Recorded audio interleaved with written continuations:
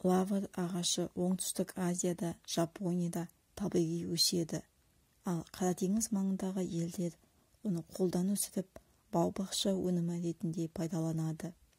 Лавр ағашының жапырағы қарағай мен шырша сияқты мәңгі жасыл. Биіктігі 25-30 метрге дейін жетеді. Гүлі мамыр-маусым айларында ашылып, жемісі қарашада піседі. Жемісі сүйекті қарақоңыр болып өседі. Жемісін күзде жинайды. Лавр жапырағынан дәрі-дәрмек жасалады. Емдік қасиеті мол. Оны халық емшілігінде де қолдануға болады. Суық тиіп, қатты жөтел қысқанда, лавр жапырағының 2 данасын алып, 1 стакан суға салып, үстінен біраз қасық ас содасын салып, 15 минут қайнатады. Қайнаған соң, біраз қасық бал қосып, жылылай ішеді. Ішер кезде лавр жапырағын алып тастайды.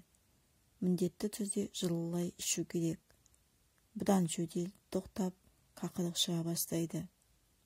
Көз бұлшықтанып, түйіліп ауырғанда 4 дана жапырақты ұсақтап, жарты стақан қайнап тұрған суға салып бұқтырады. Осы сумен жылылай көзді жуады, бірақ ішуге болмайды.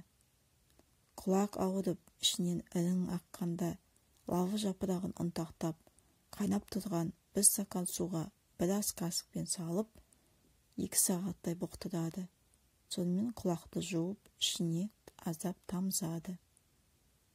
Сусамыр ауруына 10 тал жапырақты ұнтақтап, 3 стақан қайнап тұрған суға 3 сағат бұқтырады. Осыдан күніне 3 рет 3 ас қасықтан ішеді. Буын ауырғанда 30 грамм лавр жапырағын ұнтақтап, оған 200 грамм тазартылмаған күнбағыс майын құйып, 10 күн тұндырады. Осыны сығып, басқа ыдысқа құйып алады да, ауырған жерді сылап орайды. Адам ағзасынан артық тұзды шығару үшін лавр жапырағының 5 талын алып, жарты литр суда 10 минут ақырын қайнатады. Жылылай сүзілген осы суға біраз қасық бал, кішірек бір лимон шырынын қосып ішеді. Лавр жапырағында фитостерол, линолол, эфир майы, таниндер, камфоры және қышқылдар бар. Оның құрамында көптеген пайдалы қосылыстар бар. Майлар, белоктар және көмірсулар, А, Б, С, П тобының дәрумендері, макро және микроэлементтер, магний, фосфор, натрий, мырыш, мыс, селен, темір, марганец және калий бар. Биологиялық белсенді заттардың осы мөлшерінің көп болуының арқасында лавр жапырағы фармацевтикаға аурулармен күресу үшін қолданылады. Лавр жапырағы бұл қабынуға қарсы қасиеті бар және анальгетикалық әсер ететін табиғи антисептик.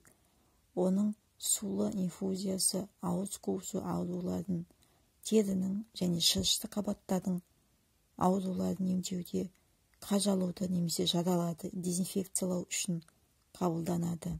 Сондай-ақ лавр жапырағы ұйқысыздықтан немесе ашуланшақтықтан, жүйке тітіркенуінен зардап шегетіндерге пайдалы.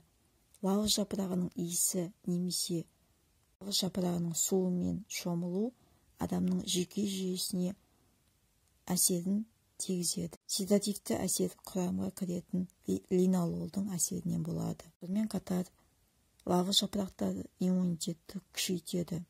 Жапырақтардың қайнатпасы ағзадағы вирустық инфекцияны жеңуге, маусымдық аурулар кезеңінде иммунитетті нығайтуға көмектеседі. Ертеректе лавр жапырағын ағзадан уды шығару үшін қолданған екен. Сонымен бірге ірі және ұсақ паразиттерді жою, яғни дезинфекциялау мақсатында да пайдаланған. Ал бүгінде оны тағамға дәмдеуіш ретінде қосады. Сондай-ақ теріні жасарту үшін лосьон және маскалар жасауға қолдануға болады.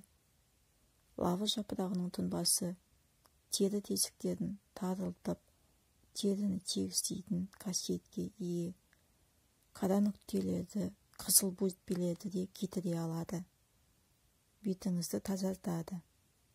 Ол үшін бір стақан қайнаған ыстық суға 100 грамм лавр жапырағын салып, баяу отта 5-6 минут қайнатыңыз. Отты сөндіріп, тұндырып қойыңыз. Тұнба сәл суыған соң мақтаны алып, онымен бет терісін сүрту керек. Тұнбаны сіңіре жаққан дұрыс.